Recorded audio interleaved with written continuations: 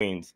Man City had 6 draws and 3 losses, and they won the league with 93 points. Let's look at Arsenal. Played 38 games, 22 wins, fair. That's 7 shy of Man City. Now let's look at the draws. We had 3 draws, very little, but the losses were just too much. We had 13 losses. That is just too much to have. Even Manchester United that came 6th had 12 losses, meaning we have way too many losses last season. Meaning we need to tighten up at the back and strengthen the forward. Key thing. And if we look at it and reflect back what happened last season, we know, like I said, didn't score enough goals. Aubameyang did not score enough goals before he went to Barca. Nketiah came in for 5 to 6 games, scored a bit of goals, but he wasn't as prolific. Welcome, Soccer Highway 304. If you guys are new, please subscribe to the channel if you like the content. Stick a like on the video and turn on the notification bell so that when I drop this video, you can be alerted. Like I said, if you like the content, do not forget to subscribe. It doesn't take more than 2 seconds to subscribe and like the video. So today I'm going to be discussing Arsenal. What do Arsenal actually need? Because every time it seems like Spurs sign a player, or Chelsea are close to signing a player, or Manchester City sign a player, there is a meltdown of the Arsenal fan base, the loud minority of Arsenal fan base who do not seem to just have some sense, in my opinion. Like I said, it's my opinion. There's a loud minority that show that they do not have some sense. Shout out to Spurs for signing their players. We are rivals.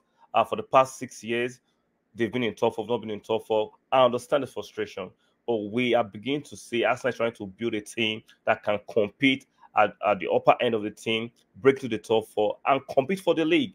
And it's going to take some time, and we need to be strategic with our building of this team.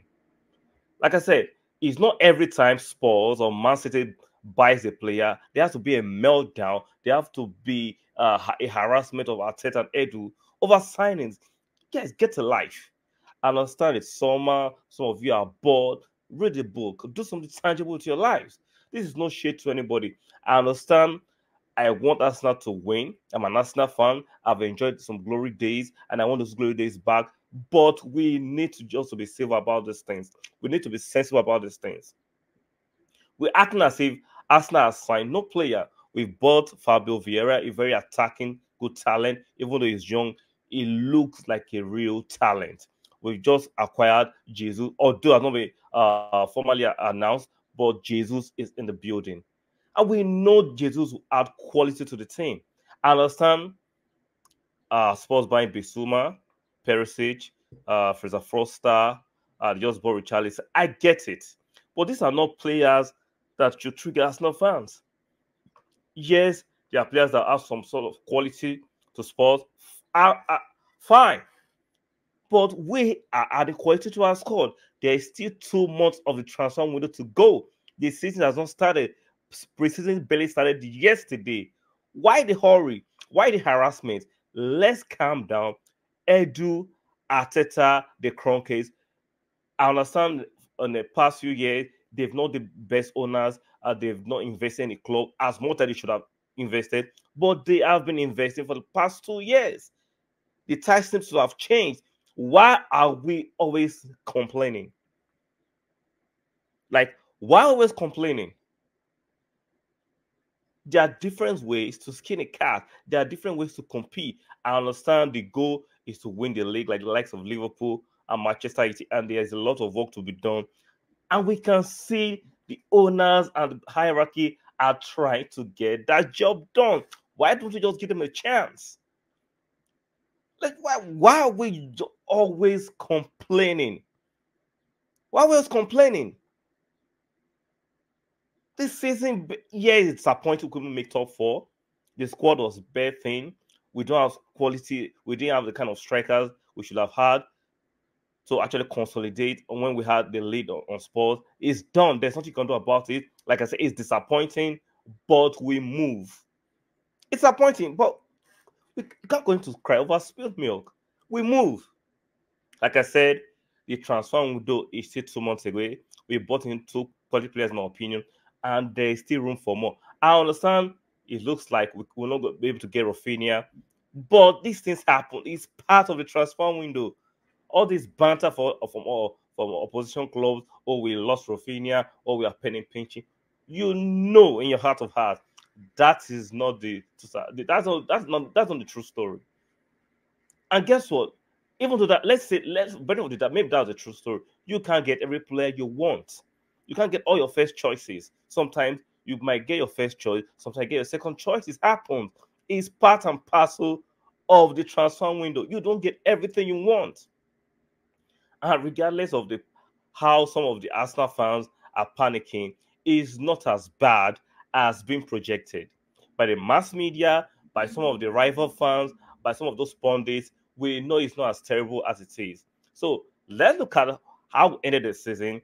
What do Arsenal actually need to do better next season? So I'm going to do my own breakdown of what I think Arsenal need to do better next season. Let's look at what happened last season, right? It's very important to look at these things. Okay, 38 games were played. Okay, let's look at how many wins did we have last season compared to the likes of the teams we're trying to be like. So, Man City won the league, 29 wins. Liverpool second, 28 wins. Man City had 6 draws and 3 losses. And they won the league with 93 points. Let's look at Arsenal. Played 38 games, 22 wins. Fair. That's 7 shy of Man City.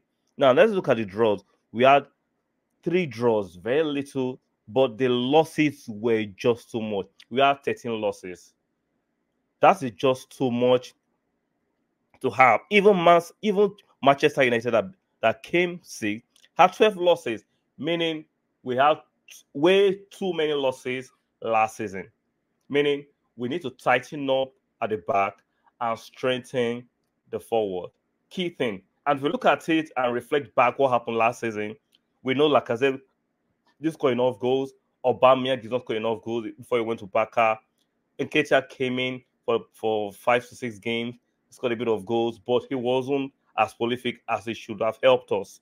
So meaning is key. It's very imperative we get our attacking players in and we tighten defensively. I'm not saying we do not add midfielders, but it shows that we need to tighten at the back because you look at it, 13 losses is a bit too much. 13 losses is a bit too much. Is a bit too much. We have 3 draws. We had just 3 draws and 22 wins, meaning we need to turn a lot of our losses to wins and draws. So, what is key? Now we brought in Jesus, who had uh, at least 15 goals. He looks like a striker that will score a lot of goals at Arsenal. We know Jesus is a fantastic striker, even though someone would want to debate the stars regarding his City output. Let's not forget when Jorge came from Juve. Sorry about that. Came from Juve. He was not prolific. He came to Arsenal and he became very prolific. I believe Jesus will be prolific as Arsenal because he will be the star man, the main number 9. A lot of chances will be going through him. He's quick. He dribbles well. He scores a lot of goals, headed goals. He scores in big games. He scores in low tier games. He scores in mid tier game. Jesus is a complete all round striker. Left foot, uh, right foot, headed goals. He's quick. He's nimble-footed. He's a complete striker. He's better than Lacazette. And even though when Aubameyang was at his peak, he seems to have a bit more quality than Aubameyang, in my opinion. He's young. He's coming to show Man City and the rest of the people that are doubting it that he is still a quality striker. So I think that's a fantastic acquisition by Arsenal. Bringing in Jesus from Man City, a guy that is used to his temperament of the of the top team, will do fantastic as Arsenal.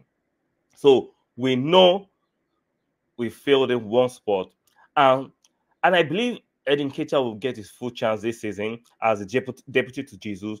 I believe you should be able to add at least 10 to 15 goals too.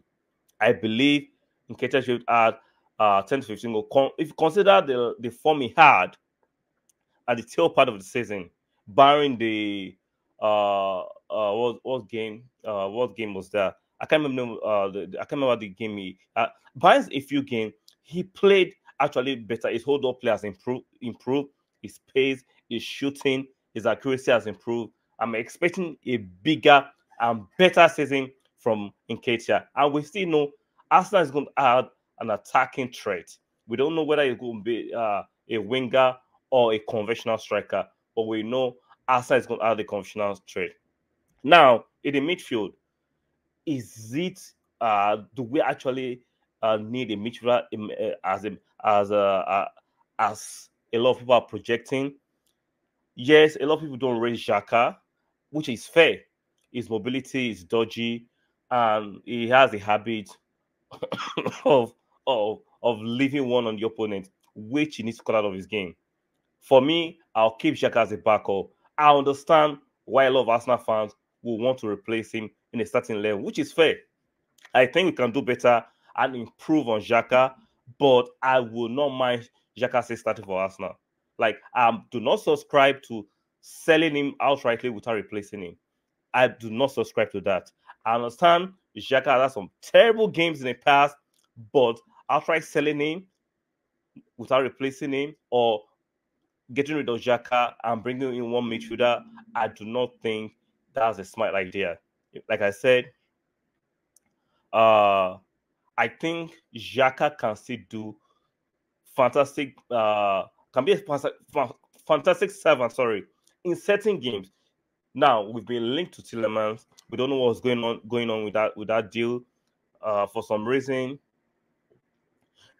sorry about that. He seems to have tailed off, but I think we might still get him. But if you look at what we need to tighten up in the defense. Like I said, let's go back to this graphic. We need to tighten up in the defense and add an attacking threat. So we know Soliba is back, the young French player of the season at the French league at Marseille.